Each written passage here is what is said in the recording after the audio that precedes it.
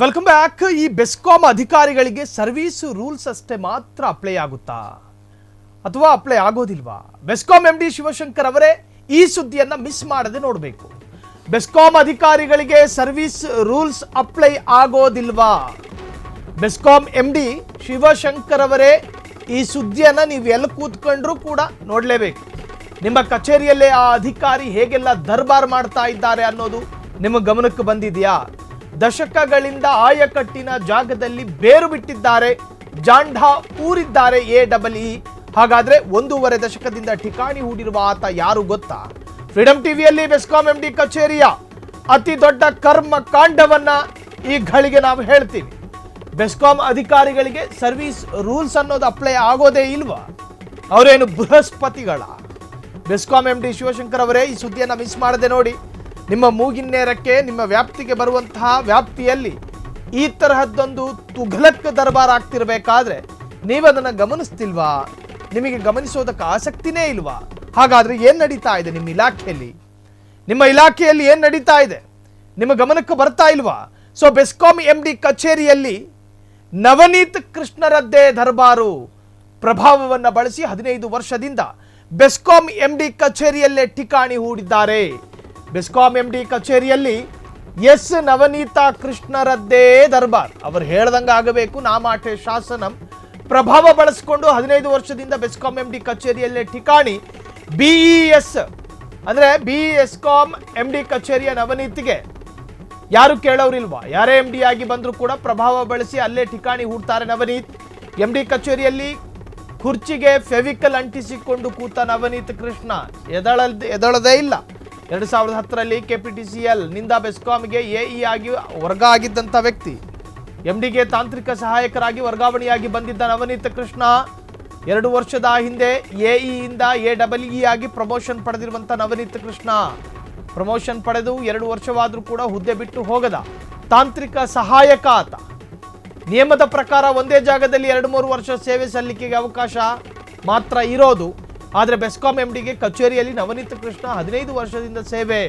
ಏನು ಸರ್ಕಾರಿ ಸ್ಕೂಲ್ ಅನ್ಕೊಂಡಿದ್ದೀರೇನೋ?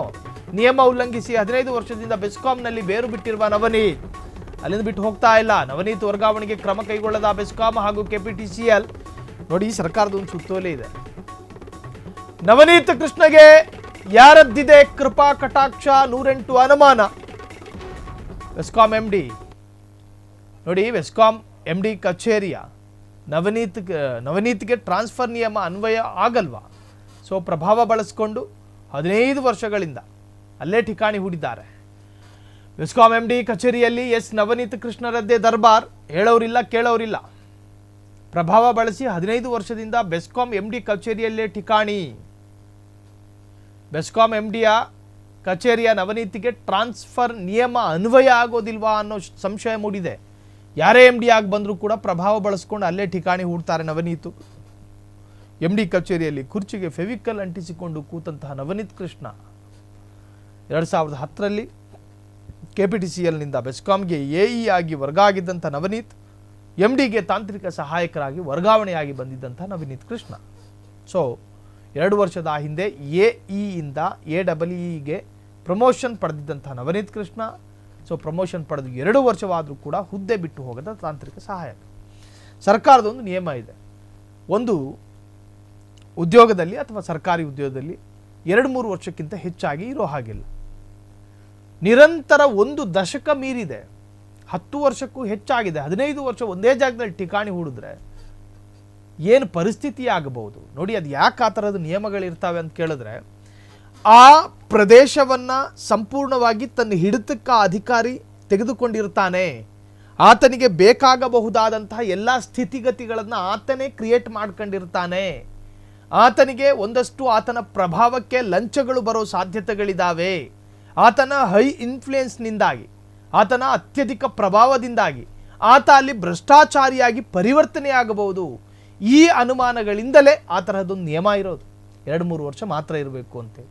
ಏನು ತಿಂಗಳಾನುಗಟ್ಟಲೆ ವರ್ಷಾನುಗಟ್ಟಲೆ ಇರೋದಕ್ಕೆ ಅದೇನು ಮಾವನ ಮನೆ ಅನ್ಕೊಂಡಿದ್ದಾರೇನು?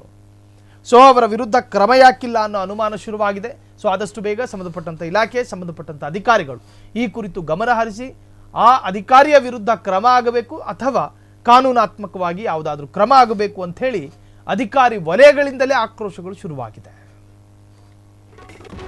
ಕ್ಷಣ ಕ್ಷಣದ ಸುದ್ದಿಗಳಿಗಾಗಿ ಫ್ರೀಡಂ ಟಿವಿ ಸಬ್ಸ್ಕ್ರೈಬ್ ಮಾಡಿ, ಲೈಕ್ ಮಾಡಿ ಹಾಗೂ ಫಾಲೋ ಮಾಡಿ.